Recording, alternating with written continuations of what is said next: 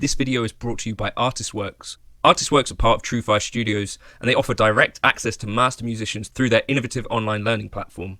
Partnering with iconic musicians, they've crafted decades of industry experience into guided paths of online lessons. Crucially, there's an option to get personal feedback tailored specific to your playing via their unique video exchange. Get direct guidance towards your playing goals. You can use the code JNC40 to get 40% off of any of Artistworks courses.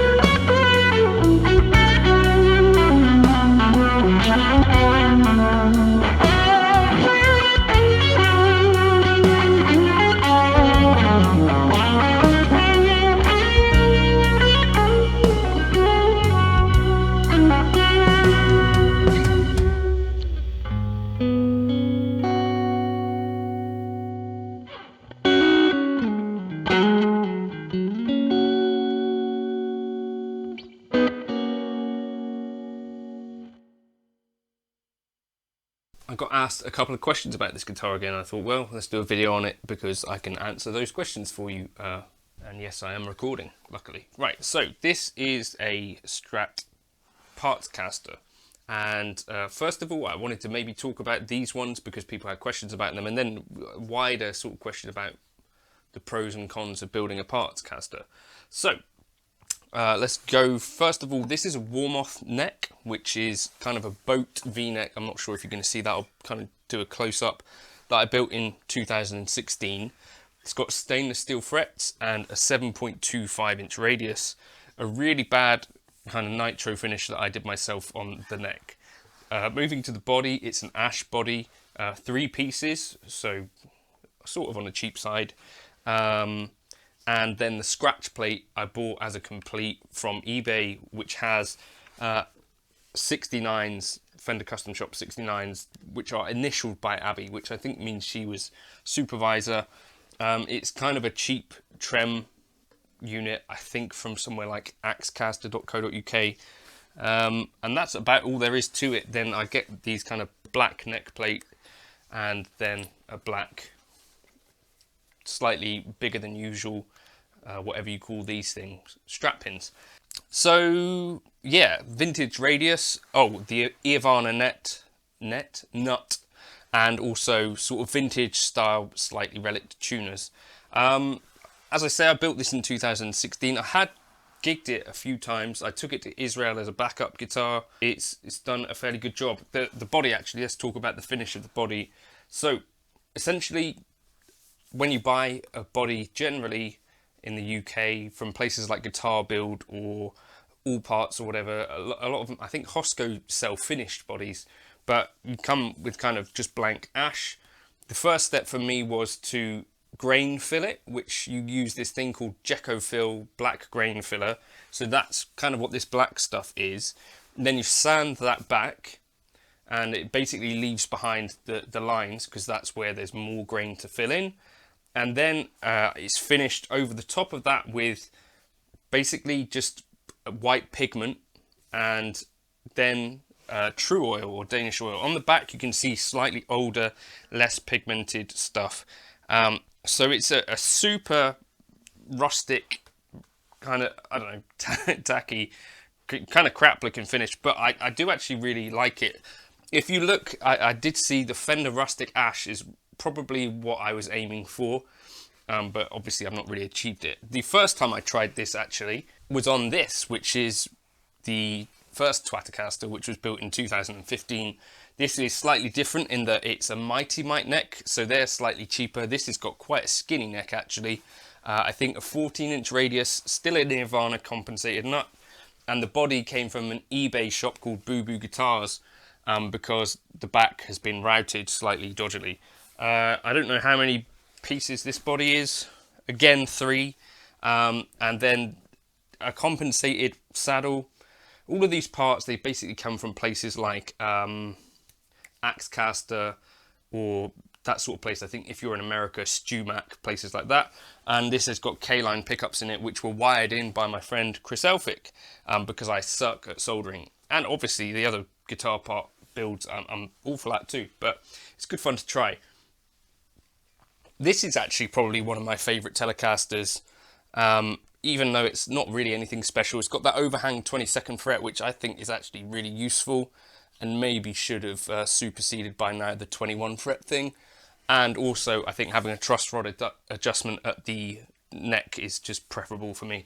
But the pros and cons with building a Partscaster is that in theory you can sort of build a guitar like with specs that you really want, probably for about half the price than if it had Fender on the headstock, right?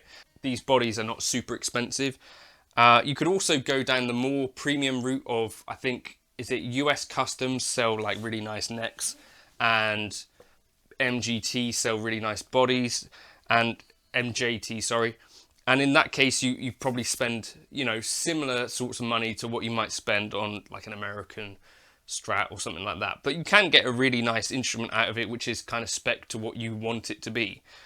The downside that I see is that it can often be difficult to get back out what you put into the guitar, if that makes sense. So I guess I could parts this guitar out, but really, who's actually going to pay a significant chunk of money for a Partscaster that you've built if you're not a guitar builder?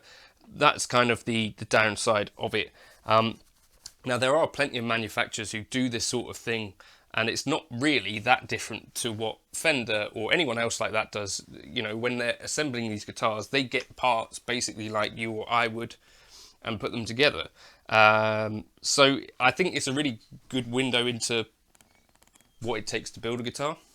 But the fact that it's kind of difficult to get exactly out what you put in kind of means for me that you end up with a thing that kind of fills the place of a Strat and maybe stops you buying something else. So it could be a little bit of a a saviour gas-wise. It also, I think, gives you a really good modding platform, and you might get specs that you wouldn't ordinarily find on guitars. You know, like an ash body is not super common anymore. 7.25 inch radius, if that was something you were looking for, not super common unless you go for really expensive guitars. All that sort of stuff. And of course, Warmoth, for example, give you tons of specs to choose from on the neck. So I think it can be a really nice way into something like a custom instrument. The downside for me has been I've built one other that was built from some other parts made by a guy in the UK, GSP Customs, and that just came out to be not the most inspiring guitar.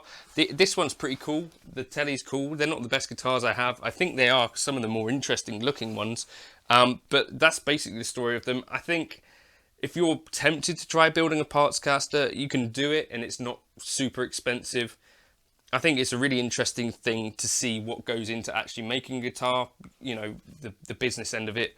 Most of the jobs up to this point are sort of done by CNC machines, to be honest, aren't they? There's a bit of hand finishing going on here. This is Warmoth fret job, really nice. And even the Mighty Mite fret job, really nice. But I think All Parts might be the really good mid-ground, and I think All Parts actually build for Fender as well. So it might be a really good mid-ground for that. Let me know your thoughts on building Partscasters. Have you done it? Have you enjoyed it? Do you play them? As I say, these are basically just, they feel like okay instruments to me. I wouldn't say they blow me away, but they are certainly super capable. And there is something cool about having put something together yourself. It's never going to really be a thing that you can make your money back on. So in terms of investment, I think kind of just buying second-hand guitars and then finding one that works for you is probably a more sensible investment, but it's possibly not quite as fun. If you've built one, let me know your thoughts. And let me know if you've got favourite kind of suppliers for this kind of stuff. I think both of these were probably built for around the sort of, I think this one was around 450, and I definitely think these stand up with guitars in that price range, I think, in terms of inspiring me to play. And this one was a little bit more expensive because of the Warmoth neck, but still around £500, and I think they do sound and play pretty well. So I don't know, let me know your thoughts if you would. Cheers for stopping by, and that's the story of these Partscasters.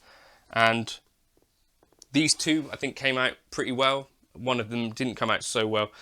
I guess the real key to making this thing jive might be if you've got a guy that can do good setups. I think that might be the real secret to getting a Partscaster off the ground. Once you've got the guitar put together, take it to a good tech, and probably there's no reason that you couldn't get a really good guitar out of that. Cheers.